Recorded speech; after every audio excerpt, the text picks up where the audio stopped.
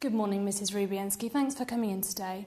As we discussed on the phone, Ellie is in court today, but she knew you wanted to see someone urgently. Actually, I think we've spoken before when you first contacted us to talk about disputing your neighbour's application for planning permission. That's right, and if the council had listened then, we wouldn't be in the mess we're in at the moment. Yes, I remember you were concerned about their proposals at the time. Now, perhaps you could fill me in on what's happening at the moment. Yeah, it's a nightmare. Besides the noise and the dust and the dirt and the diggers and the lorries and things, I spoke to one of the builders and he said it's going to go on for 6 months. I also caught one of the builders pouring something down my drains. Don't know what it was, but it smelt horrible. Yes, do go on. About a month ago, it all got worse. They brought in a huge digger and to dig the foundations, and they dug this huge hole very close to my house. I have a shed by the boundary, and when I went in there the other day, everything in the shed had moved, and I thought perhaps it was just the vibrations, and that's why everything had shifted. But the floor seemed to be sloping, whereas before it had been flat. Now I'm absolutely certain that the hole they dug has affected the shed because it started to fall towards the hole. And how bad is the damage? I've had to take everything out of the shed, and I won't let the grandchildren play in the garden now because I'm so afraid that the shed might collapse. It's a proper outbuilding, with foundations and everything.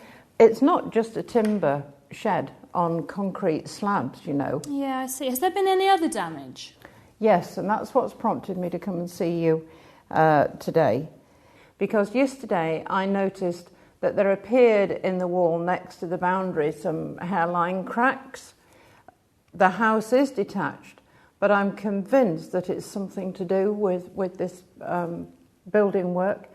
I also noticed a gap at the window. It's about 2 centimetres between the window and the wall. That definitely wasn't there before Mr. McCarthy started all this building work. How big are the cracks? They're about 1/2 metre each, and they're only hairline cracks at the moment, but I'm concerned about what's actually happening to the house. And have you spoken to your neighbour about this? Yes, I have. I went to see him yesterday when I saw the cracks, and I asked him to come and have a look at them. He did, but he was very reluctant. Anyway, when he saw them, he called me a stupid cow and said that they were just plaster cracks.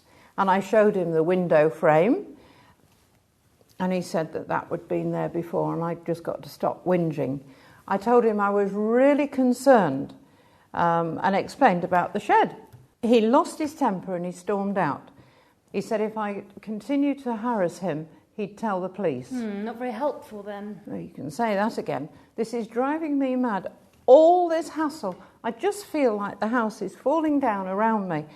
And I'm so stressed about it, I can't sleep. Well, we'll see what we can do.